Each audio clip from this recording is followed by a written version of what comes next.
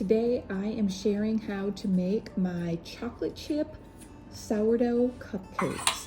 These are fudgy, they're moist, they're absolutely delicious. Your family will love them, and these are great to serve. I take these all over. Nobody knows that they're sourdough at all. Okay, so first we are starting out. I am going to add 1/3 cup of organic all-purpose flour into my bowl, and then I am going to add a 1/2 cup of my sourdough starter. My sourdough starter is really bubbly. You can see all these bubbles. It's all foamed up. It is just very active, full of life. You can use discard if you want to, but I pretty much almost always choose to use active starter whenever I'm baking anything. So we're going to add that starter to the bowl, and then you're just going to stir this up, and we're just going to let this soak and ferment for 6 to 8 hours. You'll see here I goofed. I actually had my butter melted, and of course because I was videoing I added my butter here, and that's perfectly fine if that happens to you, but it doesn't have to be added here. Typically I would add that after it's been soaked. Give it a really good stir so everything is super mixed. It's going to be thick, and again, if your butter's not added, it should be even a little bit thicker than this. That's exactly what we want. I do always use glass whenever I'm using my sourdough. We're going to cover it with a towel, and like I say, we're going to let this sit for 6 to 8 hours. So while that's sitting, I actually will refeed my sourdough starter now. I use 2 parts of flour and 1 part of water when I feed my sourdough. I basically follow the method that is feed it and use it, feed it and use it. I don't ever have any discard.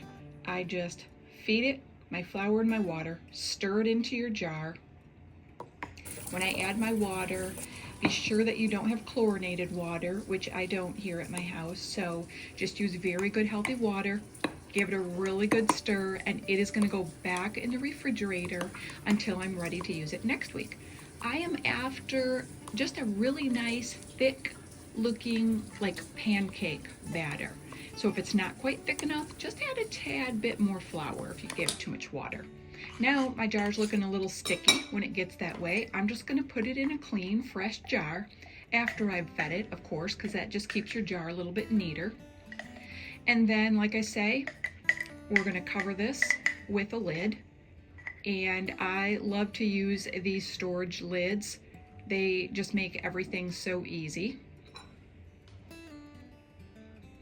And then if you want to put a date when you fed it, you can put a date on it. If you want to just leave yours out, then I would put my lid on finger tight. And then also for that sticky jar, I would just soak that thing in a little bowl of very hot water and pop it in the dishwasher, and that makes that jar a breeze to clean up. So now our sourdough is ready to put away or leave out until next week's baking. Okay, so now I have let my cupcakes, my sourdough cupcakes sour for, it's been about 7 hours, just a little over 7 hours.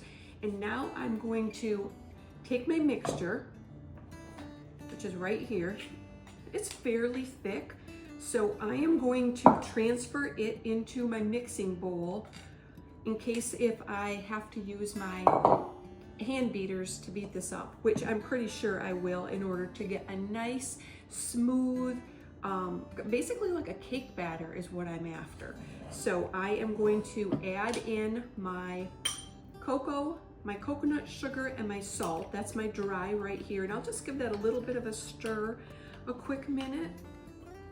I'm gonna dump that in there, and then I have an egg and my vanilla in here. And last, for my liquids, I need to add some applesauce.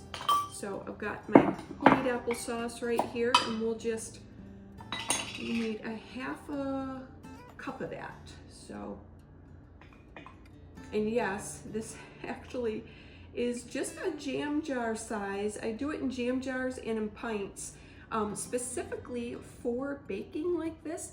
We don't typically, now with just a couple of us, we don't use a ton of applesauce, but I still like to have some to bake with. And we do like to have a little bit with dinner, certain meals, you know. So I just do it in that small amount. Just double look at my recipe here to be sure we got everything in there.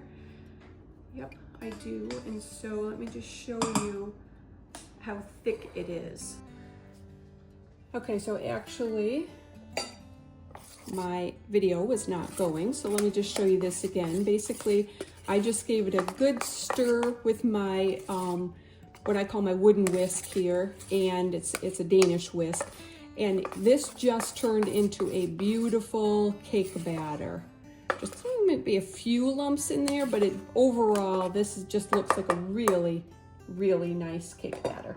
So now we're going to add in our ½ cup of chocolate chips, and then we will add our baking soda and baking powder in last, because as soon as we add those, we want to have everything stirred really well so that we add that last, and then it, you know, is going to start to activate very quickly. And so then we're going to want to just have it in our cupcake papers relatively soon and not stir it a bunch of times. So that's why we don't add those leavening agents until now, very last.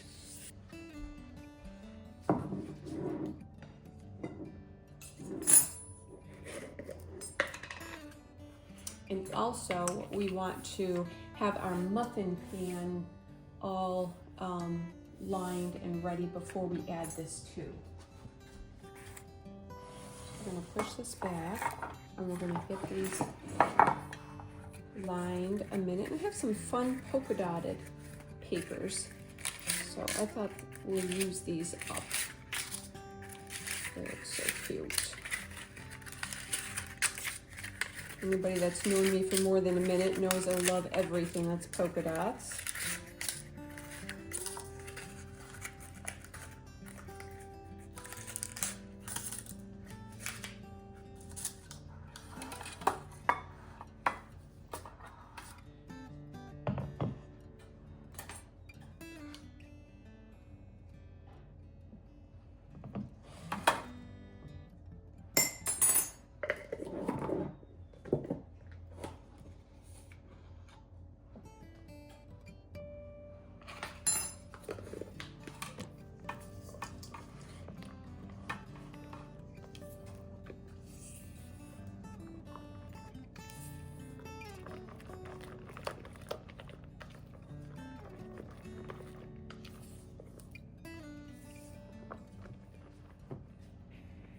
So once your soda and your powder is just stirred in real good and well mixed, then I am going to grab my large cookie scoop to scoop these into the muffin pans.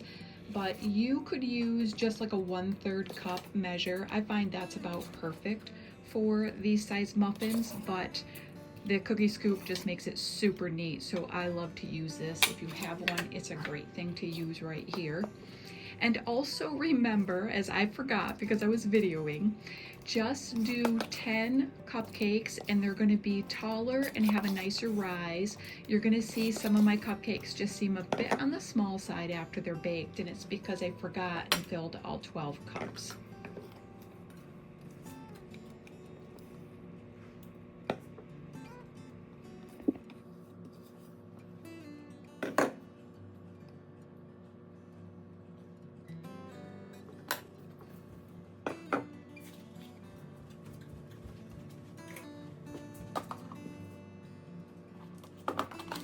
I like to just add 3 chocolate chips right on top, and then they just bake into those cupcakes, and it just makes them really look like a nice chocolate chip cupcake.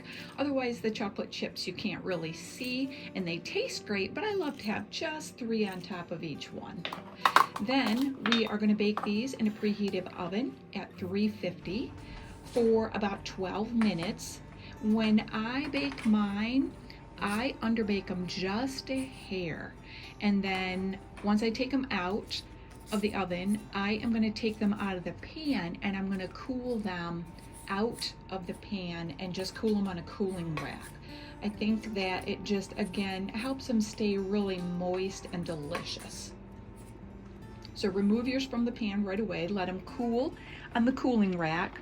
And then if you're gonna frost them, and I'm gonna frost mine with that delicious creamy caramel frosting, we're gonna let these cool really well. And I'll just cover mine with a towel while they sit here for an hour or so to be fully cool on my cooling rack.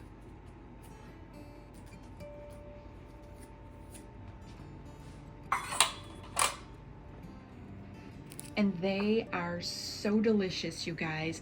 These are moist, fudgy, chocolatey, and we just love them here. I can take them anywhere, and I always get compliments for them and asked for the recipe. So you can just see how tender they are. But again, you can see kind of how small mine are. So if you only do 10 cupcakes, you're gonna have them be all a bit higher. Okay, our cupcakes are done. I have one right here I peeled open. I am gonna let you just see how delicious and moist these are. They just wanna fall apart.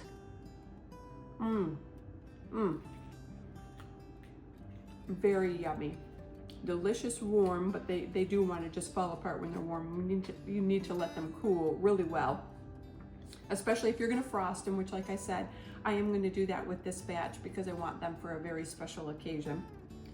Delicious. Nobody would know that if you wanted to call this health food, they wouldn't eat these cupcakes and say, wow, this is health food, this is sourdough. I don't think they would have any idea they're that good. I love when I find a recipe that turns out that good. I call that servable. Servable means it has got to hit two very important points. Number one, it has got to taste delicious. I mean fabulous. My family is not easy when it comes to that taste test. It has got to taste not good, it has to taste delicious. The second number that it has to hit is it has to be easy. If it's not easy, if I don't keep this stuff on hand and I can't just whip this up, to let something soak in the morning, I don't have any problem with that. Then I'm getting half of my stuff done in the morning and I can come back and get to it later on to finish up when I've got more time again. So to me, that's just kind of like food prep. I love that and I don't mind that part. But easy, it still has to be easy to throw everything together and just be basic, simple ingredients that you have on hand. So if you hear from now and then me say on videos, this is servable. Some things don't always pass that test. Some things will be, like I say, good enough for me to eat or good enough for my healthy sister or my healthy friend. But when it's servable, then it passes that test that I can serve it on a table, at a holiday, at a gathering, and nobody knows that it has any healthy sugar, that it has soaked flour, that it was made with sourdough. They wouldn't know anything. Or if it's missing sugar and it doesn't have any sugar in it at all. I have some of those recipes also that still pass that servable test. So anyways, I hope that you'll love chocolate chip sourdough cupcakes. I hope you'll give them a try. We really enjoy them as a treat. My family loves them. And you don't have to do anything more than this right here. And also, little tidbit, they do freeze really well too. Okay, keep watching for my creamy caramel frosting. This is easy and again, absolutely delicious. So we're just gonna start out with 1 8-ounce cream cheese block. And I just put that in a small mixing bowl. I find a small mixing bowl really works best. And if your cream cheese is room temp, that will also make it mix up a little bit better. Mine was a little bit firm here, you'll see, so my beaters start to struggle when I start to beat it. Then I add in my 6 tablespoons of coconut sugar. You can use any sugar that you want to, or my ice cream sweetener works really well here, if you're familiar with that from my ferment course. I used a little dash of vanilla, I'm going to use about 2 tablespoons of a creamy peanut butter. That's also a no sugar peanut butter. And I'm going to put about a teaspoon of vanilla. I just put in a dash, but you can measure out a teaspoon.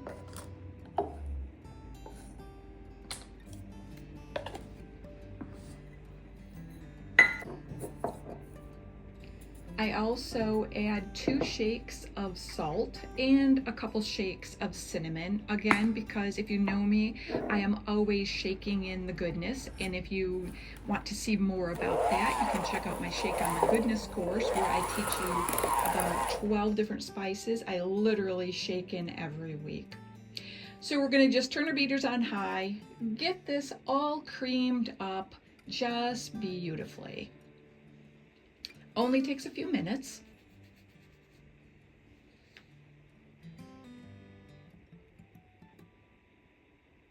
And you can see this is a bit thick. It's all creamed up good, but this is too thick for frosting. So now I am just going to grab a little water, and I add my water just 1 tablespoon at a time, and then beat that in. And I'll see if that's good and creamy. Give it a little taste, see if it's sweet enough, if everything is tasting just right. It's delicious, but it needs a little bit more water. So I'm adding another tablespoon of water. So that's my 2nd tablespoon of water. I'm gonna beat that in really good. And I can tell that is looking really soft and spreadable and creamy. And so you can just stir it around. Yeah, this is perfect. Absolutely perfect. It's gonna go on the cupcakes just beautifully.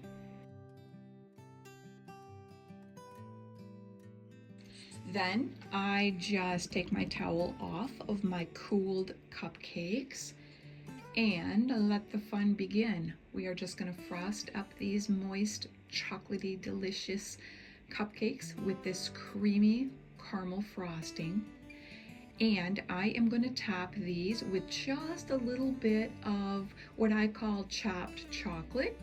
And all I do for that is just take a little handful of those Lily chocolate chips and just chop them with my chef knife on a little tiny cutting board and put them in a little bowl.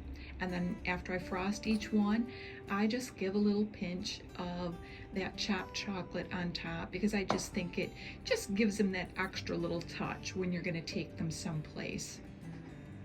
And yet your family loves to feel special too, so do it for them as well. Now what you also could do, if you didn't want to chop chocolate and you want to even go a little fancier, you can make chocolate curls by just running a potato peeler down a chocolate bar, and that is actually really beautiful to make chocolate curls and put those on top of cupcakes as well.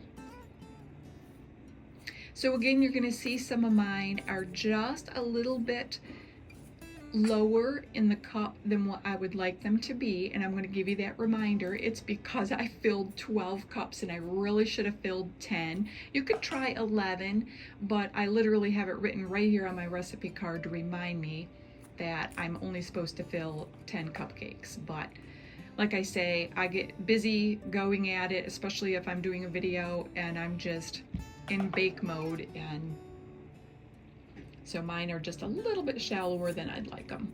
If you have any leftover frosting, it is delicious on all kinds of things, even dipped with some fresh little apple slices. So lots of ways to use up that leftover frosting. Just store it in the refrigerator. And these cupcakes are done. They are ready to serve, and your guests and your family are absolutely gonna love these, I promise. So I hope you enjoy, and thanks for watching today's video. I'll see you in the next video.